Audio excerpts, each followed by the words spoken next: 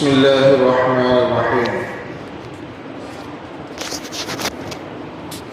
எல்லா விதமான ஞானங்களும் குர்ஆனில் உள்ளது. அவற்றை விளங்கிக் கொள்வதற்கு பல்வேறு வழிமுறைகளால் ஆன விளக்கங்கள் அவசியமாகிறது. ஜமீஉல் இல்மி ஃபில் குர்ஆனி லக்கின் தகாஸர அன்ஹு அஃஹாமுர் ரஜல். எல்லா விதமான ஞானங்களும் திருக்குர்ஆனில் உள்ளது. மனிதர்களின் அறிவுதான் அதை விளங்குவதில் குறைவுடையதாக இருக்கிறது என்பார்கள் நபித்தோழர் ஹஜ்ரத் இப்னு அப்பாஸ் ரலியல்லாஹு அன்ஹு அவர்கள். எல்லா துறைகளை பற்றிய செய்திகளும் பல்வேறு இயல்களை பற்றிய நுணுக்கங்களும் குர்ஆன் ஷரீஃபில் உண்டு. ஒருவர் குர்ஆனை ஆய்வு செய்வதற்கும் அதனுடைய விளக்கங்களை கூறுவதற்கும் பல துறைகளிலும் தேர்ச்சி பெற்றவராக இருப்பது அவசியம். குறிப்பாக 12 துறைகளில் தேர்ச்சி பெற்றவராக இருந்தால்தான் ஒருவரால் குர்ஆன் ஷரீஃபை விளங்கி அதற்கு விளக்க உரை கூற முடியும் என அல்லாமா இப்னு ஹஜர் அத்-தபரி இப்னு ஸரீர் அத்-தபரி ரஹ்மத்துல்லாஹி அலைஹி அவர்கள் கூறுகிறார்கள். அவற்றில் அகீதா என்னும் கொள்கை பற்று உள்ளவராக இருக்க வேண்டும், மனோ இச்சைக்கு அடிபணியாதவராக இருக்க வேண்டும் என்பன போன்ற நிபந்தனைகள் முக்கியமானதாகும். அல்லாஹ் திருக்குர்ஆனை பாதுகாத்தது போலவே அதனுடைய தஃப்சீர் என்னும் விளக்க உரைகளையும் பாதுகாத்துள்ளான் என்பார்கள் அறிஞர் பெருமக்கள். وَلَا يَأْتُونَكَ بِمَثَلٍ إِلَّا جِئْنَاكَ بِالْحَقِّ وَأَحْسَنَ تَفْسِيرًا. அவர்கள் உம்மிடம் எவ்விதமான ஓமானத்தை கொண்டு வந்தாலும் அதை விடவும் உண்மையானதும் அழகானதுமான ஒரு விளக்கத்தை நாம் உமக்கு கொடுக்காமல் இல்லை. إِنَّ عَلَيْنَا جَمْعَهُ وَقُرْآنَهُ فَإِذَا قَرَأْنَاهُ فَاتَّبِعْ قُرْآنَهُ ثُمَّ إِنَّ عَلَيْنَا بَيَانَهُ. நிச்சயமாக அதனை குர்ஆனை ஒன்று சேர்ப்பதும் நீர் அதை ஓதும்படி செய்வதும் நம் மீதே உள்ளன. எனவே ஜிப்ரீலின் வாயிலாக அதனை நாம் ஓதிவிட்டோமாயின் அப்பால் அதன் ஓதுதலை பின்தொடர்ந்து ஓதிக்கொள்ளுங்கள். பின்னர் அதனை விளக்குவது நிச்சயமாக நம் மீதே உள்ளது. ஆக குர்ஆனையும் அதற்கான விளக்கத்தையும் அல்லாஹ்வே தான் தந்துள்ளார் என்பதே இவ்வசனங்கள் குறிப்பிடுகின்றன. குர்ஆனுக்கு தஃப்சீர் என்னும் விளக்க உரை இல்லை என்றால் குர்ஆனை விளங்குவது சிரமமான காரியமாக இருந்திருக்கும். திருக்குர்ஆனில் நோன்பை பற்றிய விளக்கத்தில் சஹர் சாப்பிடுவதின் முடிவு நேரத்தை பற்றி அல்லாஹ் கூறுகிற போது وَكُلُوا وَاشْرَبُوا حَتَّى يَتَبَيَّنَ لَكُمُ الْخَيْطُ الْأَبْيَضُ مِنَ الْخَيْطِ الْأَسْوَدِ. வெள்ளை நூல் கருப்பு நூலிலிருந்து தெளிவாக தெரியும் வரை உண்ணுங்கள் பருகுங்கள் என்று அல்லாஹ் கூறினார். இதன் விளக்கத்தை சரியாக புரிந்து கொள்ளாத ஒரு சஹாபி தமது தலையணைக்கு கீழ் வெள்ளை நிற நூலையும் கருப்பு நிற நூலையும் வைத்து கொண்டார். அவ்விரண்டும் தெளிவாக தெரியும் வரை நமக்கு சஹர் சாப்பிட அனுமதியுள்ளது என்று தவறாக விளங்கியவர் நன்றாக வெளிச்சம் வந்து அந்த நூட்கள் தெளிவாக தெரிகிற வரை சாப்பிட்டு கொண்டிருந்தார். அதாவது உண்மையான சஹர் நேரம் தாண்டியதற்கு பிறகும் இந்த தவறான விளங்குதலின் காரணமாக அவர் சாப்பிட்டு கொண்டே இருந்தார். பிறகுதான் அதில் மினல் ஃபாஜர் என்ற வாசகம் சேர்க்கப்பட்டு وَكُلُوا وَاشْرَبُوا حَتَّى يَتَبَيَّنَ لَكُمُ الْخَيْطُ الْأَبْيَضُ مِنَ الْخَيْطِ الْأَسْوَدِ مِنَ الْفَجْرِ. இன்னும் ஃபஜ்ர் அதிகாலை நேரம் என்ற வெள்ளை நூல் இரவு என்ற கருப்பு நூலிலிருந்து தெளிவாக தெரியும் வரை உண்ணுங்கள் பருகுங்கள் என்ற விளக்கம் கூறப்பட்டது. இவ்வாறு குர்ஆனுடைய விளக்கங்களை முழுமையாக அறிந்து கொள்ளாமல் ஒருவர் அதை நடைமுறைப்படுத்தவோ அதற்கு விளக்கம் சொல்வதற்கு முற்பட்டால் அது தவறான பாதையில் அவரை கொண்டு போய் விட்டுவிட வாய்ப்புள்ளது. தஃப்சீர் என்னும் கலை மகத்தானது. அல்லாஹ் தான் நாடியவர்களுக்கு குர்ஆனுடைய அந்த விளக்கங்களை கொடுக்கிறார். அன்னை ஆயிஷா ரலியல்லாஹு அன்ஹா அவர்களிடம் ஹஜ்ரத் உர்வா ரலியல்லாஹு அன்ஹு அவர்கள் கேட்டார்கள், அல்லாஹ் குர்ஆனில் இன்னஸ் ஸஃபா வல் மர்வத மின் ஷஆயிரில்லாஹ் فمن حج البيت أو اعتمر فلا جناح عليه أن يطوف بهما ومن تطوع خيرا فإن الله شاكر عليم. நிச்சயமாக சஃபா மர்வா என்னும் மலைகள் அல்லாஹ்வின் அடையாளங்களில் நின்றும் உள்ளன. எனவே எவர் காபா என்னும் அவ்வீட்டை ஹஜ் அல்லது உம்ரா செய்வார்களோ அவர்கள் அவ்விரு மலைகளையும் சுற்றி வருதல் குற்றமல்ல. இன்னும் எவன் ஒருவன் ஓரியாக நற்கர்மங்கள் செய்கிறானோ அவனுக்கு நிச்சயமாக அல்லாஹ் நன்றி அறிதல் காண்பிப்பவனாகவும் அவனுடைய நற்செயல்களை நன்கறிந்தவனாகவும் இருக்கிறான் என்று கூறுகிறான். இதில் அவ்விரு மலைகளையும் சுற்றி வருதல் குற்றமல்ல என்றுதானே கூறுகிறான். எனவே அவ்வாறு செய்யாமல் இருப்பதும் கூடும் தானே. பிறகு ஏன் அக்கடமைகளை செய்வது மார்க்கத்தில் வலியுறுத்தலாக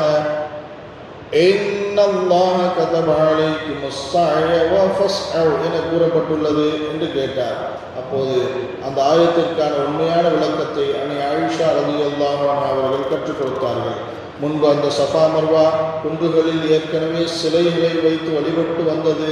இப்போது அதை சுற்றி வருவது கடமையாக்கப்பட்ட போது சஹாபாக்கள் உள்ளத்தில் அது சற்று நெருடுதலை கொடுத்ததால் அதை சரி செய்யும் விதமாக அவ்வாறு நீங்கள் சுற்றி வருவது குற்றமல்ல என்கிற கருத்தில்தான் அங்கே சொல்லப்பட்டதை தவிர அதை செய்யாமல் இருப்பதும் கூடும் என்ற அர்த்தத்தில் அல்ல என்று விளக்கம் அளித்தார்கள். குர்ஆன் ஷரீஃபை தப்சீரை பார்க்காமலேயே விளங்க வேண்டும் என நினைத்தால் அது எல்லோராலும் முடியாத காரியம். குர்ஆனில் அல்லாஹ் கட்டளைகளை ஏவல் வினைகளாக கூறுவான்.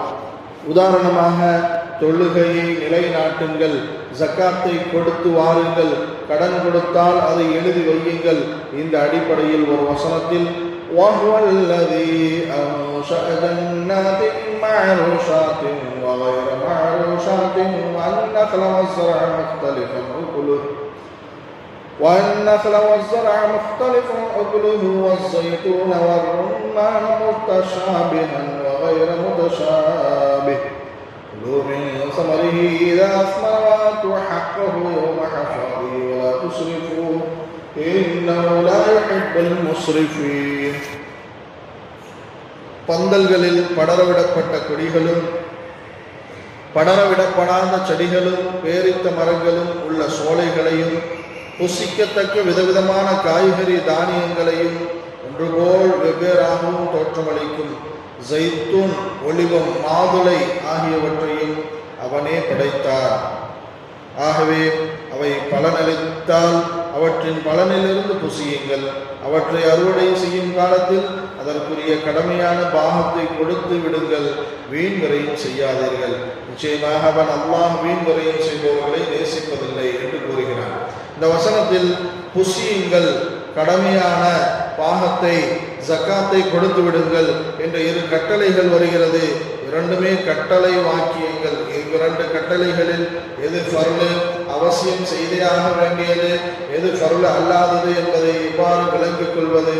விளைந்தது முழுவதையும் சாப்பிட்டாக வேண்டும், அது கட்டாயம் என்று எடுத்துக்கொள்ள முடியுமா? ஆக இது போன்ற இடங்களில் எந்த விதத்தில் அந்த வசனங்களை விளங்கி செயல்பட வேண்டும், எந்தெந்த ஏவல் வினைகள் எதனால் ஏற்பட்டிருக்கிறது என்பதையும் விளங்க வேண்டும். அதற்கு தஃப்சீர் அறிவு இருத்தல் அவசியம். குர்ஆனின் விளக்கம் தெரியாமல் ஒருவர் அதனை அணுகினால் அவர் சருகி போய்விடுவார். வெறும் தர்ஜுமாவில் மட்டும் குர்ஆனின் முழுமையான விளக்கத்தை ஒருவரால் பெற்றுக்கொள்ள முடியாது. எனவே அதற்கு தஃப்சீர்களை அணுக வேண்டும், அல்லது தஃப்சீர்களை அறிந்த அறிஞர்களை அணுக வேண்டும்.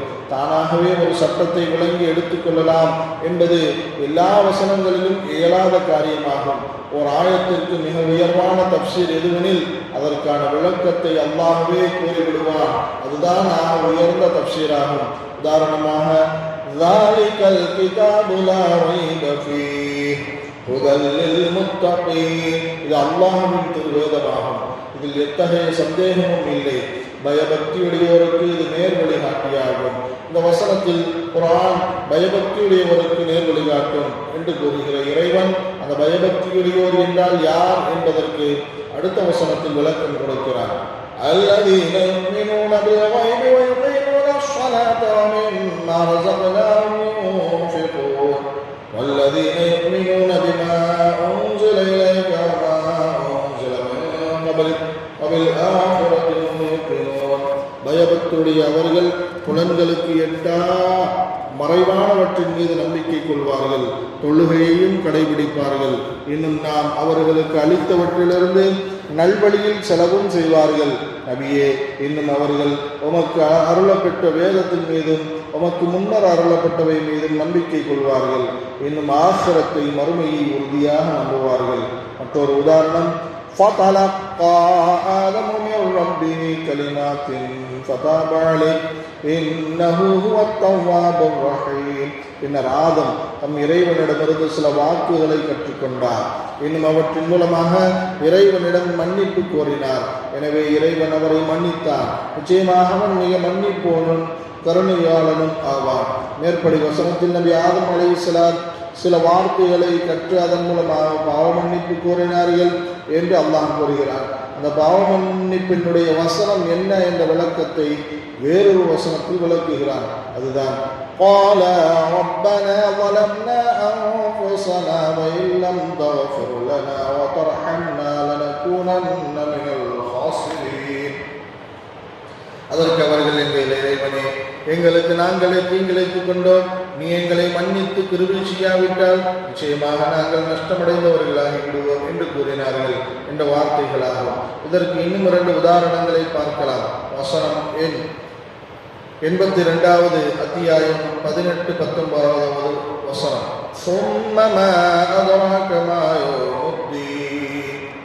பின்னும் நியாயத்திற்கு நாள் என்ன என்று உனக்கு அறிவிப்பது எது? يوم لا تملك نفس لنفس شيئا والأمر يومئذ لله. அந்நாளில் ஒரு ஆத்மா பெரிதொரு ஆத்மாவுக்கு எதுவும் செய்ய சக்தி வராது. அதிகாரம் முழுவதும் அன்று அல்லாஹ்வுக்கு. இந்த வசனத்தில் நியாய தீர்ப்பு நாள் என்றால் என்ன என்று கேட்கிற அல்லாஹ் பிறகு அதனை அவனே விளக்குகிறார்.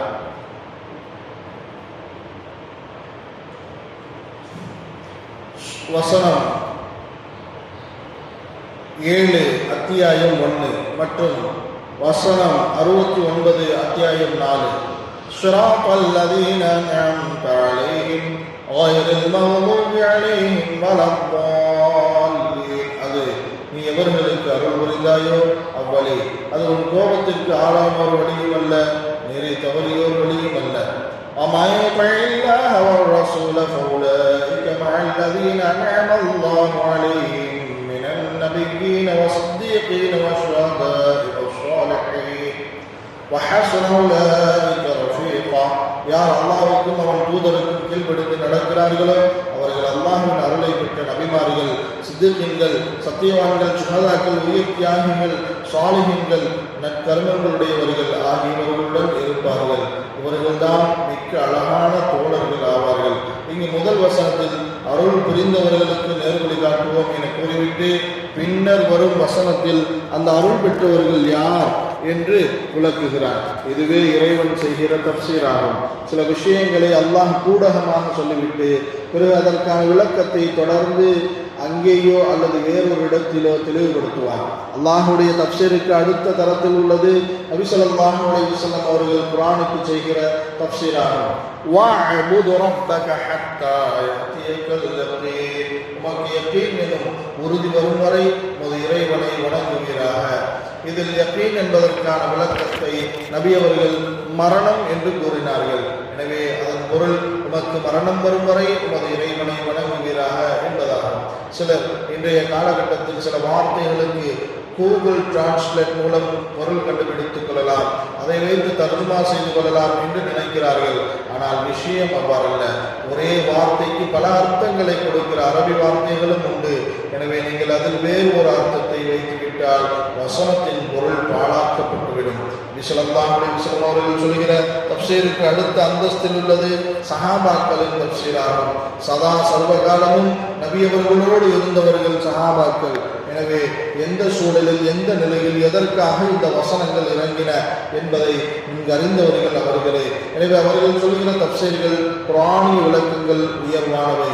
அல்லாஹ் குர்ஆனில் யா அய்யுஹல்லதீன ஆமனூ அத்தீஉல்லாஹ வ அத்தீஉர் ரசூல வ உலில் அம்ரி மின்கும்.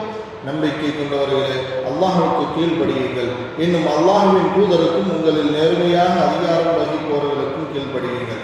இங்கே உலில் அம்ர், அதிகாரம் வகிப்பவர்களுக்கு கட்டுப்படுங்கள் என்று வருகிறது. பொதுவாகவே நாம் இவ்விடத்தில் இதற்கு நமக்கு மேல் நம்மை நிர்வகிக்கக்கூடியவர்கள் என்றுதான் பொருள் கூறுவோம். ஆனால் அதற்கு அப்பாஸ் ரலியல்லாஹு அன்ஹு அவர்கள் இதற்கு உலுல் ஃபிக்ஹி வத்தீன் என்று விளக்கம் கூறுகிறார்கள். அதாவது நம்மை நிர்வகிக்கக்கூடியவர்களில் எனில் நமக்கு மேல் ஃபிக்ஹுடைய ஞானமுடையவர்களாக இருக்கும் அறிஞர்கள், இவர்களுக்கு நாம் கட்டுப்பட்டு நடக்க வேண்டும் என்று இதற்கு பொருள் கூறுவார்கள். ஆக ஒரு ஆயத்திற்கான முதல் தர தஃப்சீர் அல்லாஹ் கூறுவதாகவும், அதற்கடுத்து அவரது தூதர் நபி ஸல்லல்லாஹு அலைஹி வஸல்லம் அவர்கள் கூறுவதாகவும், பிறகு சஹாபாக்கள் கூறுகிற விளக்கமாகும். அதன் பிறகு தாபிஈன்கள், அதன் பிறகு தபூ தாபிஈன்கள் என்று இந்த தரவரிசை தொடரும். ஆனால் மனிதர்கள் கூறுகிற குர்ஆனுக்கான விளக்கம் குர்ஆனுடைய அடிப்படை கூறுகளுக்கோ ஹதீஸுகளுக்கோ முரணாக இருப்பது அவசியமாகும், முரணாகாமல் இருப்பது அவசியமாகும். குர்ஆனுக்கு தஃப்சீர் செய்வதற்கு நிறைய விதிமுறைகள் இருக்கிறது. அந்த விதிமுறைகளுக்கு உட்பட்டு உலகம் முழுக்க ஏராளமான அற்புதமான தஃப்சீர்கள் முஃபஸ்ஸிரீன் எனப்படும் பல திருக்குர்ஆன் விரிவுரையாளர்களால் தொகுக்கப்பட்டு இருக்கிறது. உதாரணமாக அல்லாமா தந்தாவி ரஹ்மத்துல்லாஹி அலைஹி அவர்களால் குர்ஆனை விஞ்ஞான ரீதியில் சிந்தித்து எழுதப்பட்ட தஃப்சீர் அல் ஜவாஹிர் என்ற விரிவுரை ஒன்று உண்டு. அது நவீன விஞ்ஞான கருத்துக்களை குர்ஆன் வசனங்களோடு இணைத்து ஆய்வு செய்யப்படுகிற அற்புதமான முறையில் எழுதப்பட்ட தஃப்சீர் ஆகும். இது மொத்தம் 16 வால்யூம்களை கொண்டது. ஒவ்வொரு வால்யூமும் சுமார் 300 பக்கங்களை உடையது. இதே போல ஒவ்வொரு அறிஞர்களும் ஒவ்வொரு கண்ணோட்டத்தோடு அற்புதமான முறையில் எழுதியுள்ள தஃப்சீர்கள் நிறையவே உண்டு. தஃப்சீர் எனும் இக்கலை இல்லாவிட்டால் திருக்குர்ஆனை சரியான முறையில் நம்மால் விளங்கிக் கொள்ள முடியாது. அல்லாஹ் நமக்கு சரியான முழுமையான விளக்கங்களை தந்தருள் புரிவானாக. வாஹிரு தஅவானா அல்ஹம்துலில்லாஹி ரப்பில் ஆலமீன்.